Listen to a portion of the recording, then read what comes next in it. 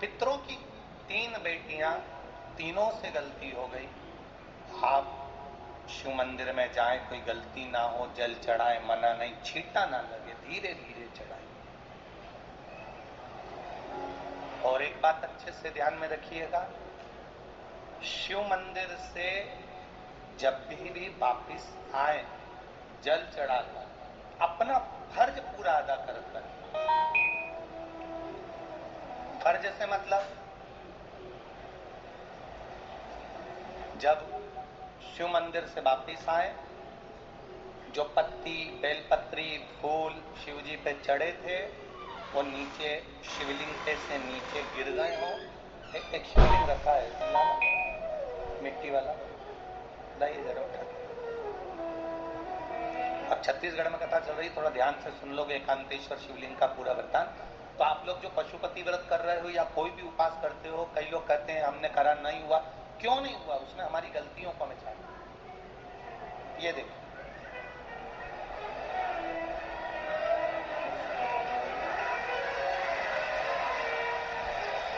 अब जैसे ये शिवलिंग रखा है, आपने जल चढ़ाया, अब जल आप यहां से चढ़ा रहे हो तो धीरे धीरे धीरे धीरे चढ़ाएं, जिससे छींटे बाहर ना, यहां तक छींटे रहे ना, जलाधारी तक चलेगा, बाहर ना।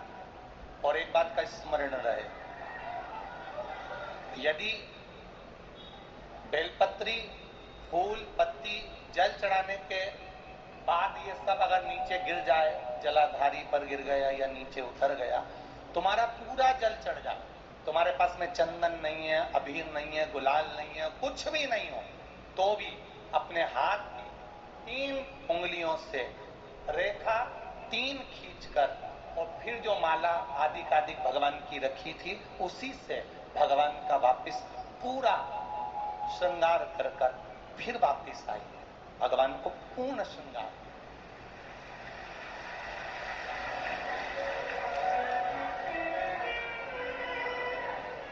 भगवान का पूर्ण श्रृंगार कर कर आई। कई लोग जल चढ़ाने के बाद में भगवान का जो फूल पत्ती नीचे रखी रहती है, आप, हम ये नहीं कह रहे कि आप अपने घर से लेकर जाओ, आपके पास में कुछ नहीं, 1 लोटा जल चढ़ाओ, जल चढ़ाया, जो फूल पत्ती नीचे रखी हुई है उसी को उठाकर उसको रखकर उसी फूल से भगवान का खूब सुंदर भगवान का कर कर फिर आइए। क्यों?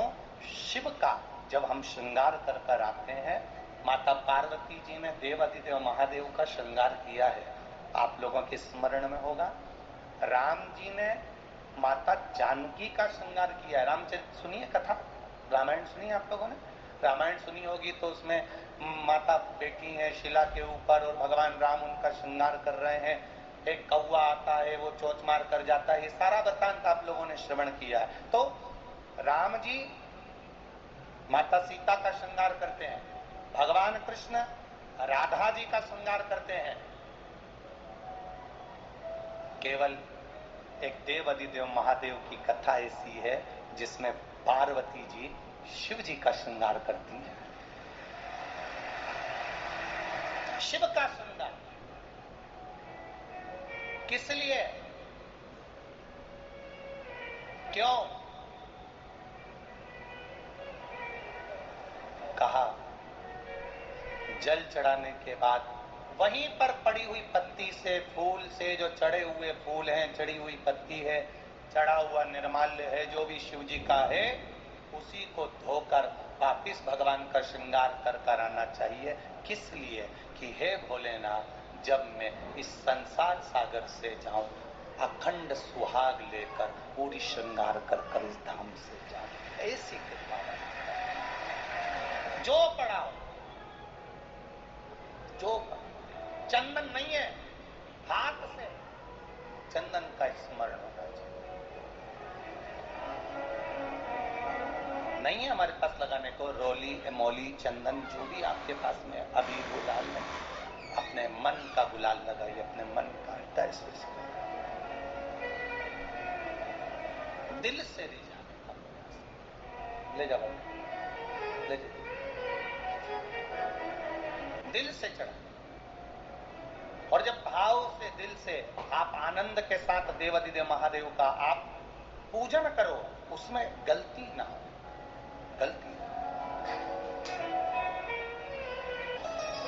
शंकर जी को जल कहां बैठ के चढ़ाते हैं?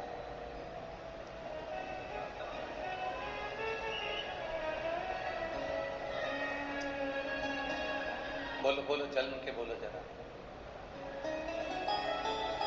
वैसे तो जो शिवलिंग होता है उस शिवलिंग के आसपास कहीं पर भी बैठ जाओ जहां से जल बहता है, बस उस स्थान को छोड़कर। पर विशेष जल चढ़ाने का स्थान कहां से बताया गया? उत्तर की ओर मुख कर। हमें दक्षिण में बैठना है, उत्तर में मुख करना है।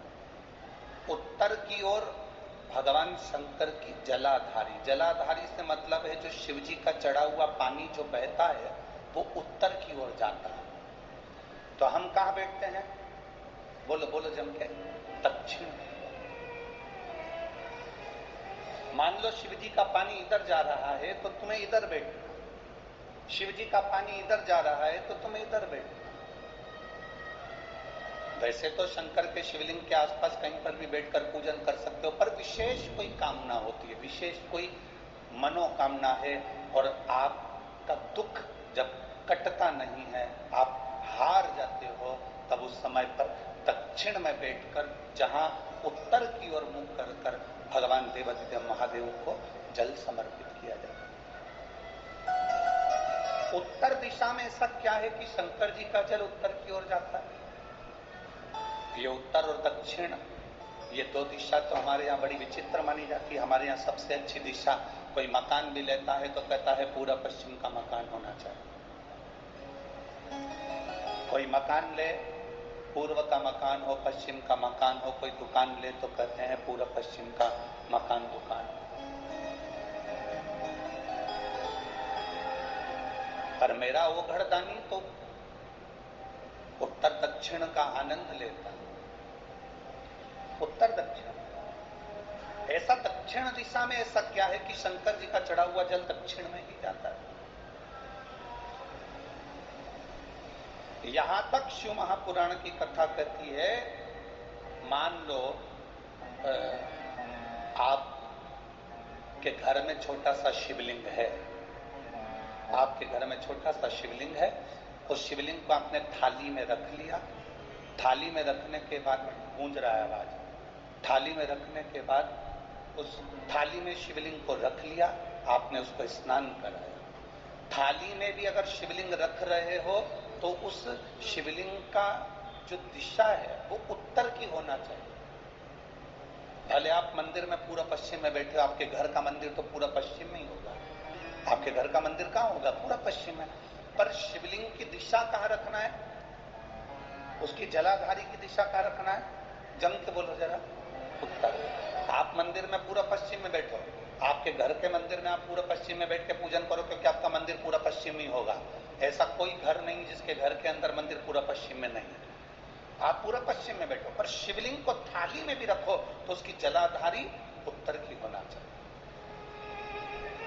आपने अगर स्नान कराया है, शंकर भगवान के शिवलिंग का जल जो आप लेकर जा रहे हो विसर्जन करने के लिए, शिवलिंग का चढ़ा हुआ पानी जो भगवान को हम घर में स्नान कराते हैं, भगवान को घर में नहलाते हैं, स्नान का जो जल होता है उसको हम ले जाकर जब वृक्ष में डालते हैं, उस समय पर शंकर का घर में चढ़ा हुआ जल जब हम ले जाकर उसको डालते हैं वृक्ष में, अगर आपका ध्यान उत्तर की ओर है, आपका मुख उत्तर की ओर है, भले आप जल डाल रहे हैं पर मुख यदि आपका उत्तर की ओर है तो आपकी मनोकामना पूर्ण होती ही है, ये निश्चित है।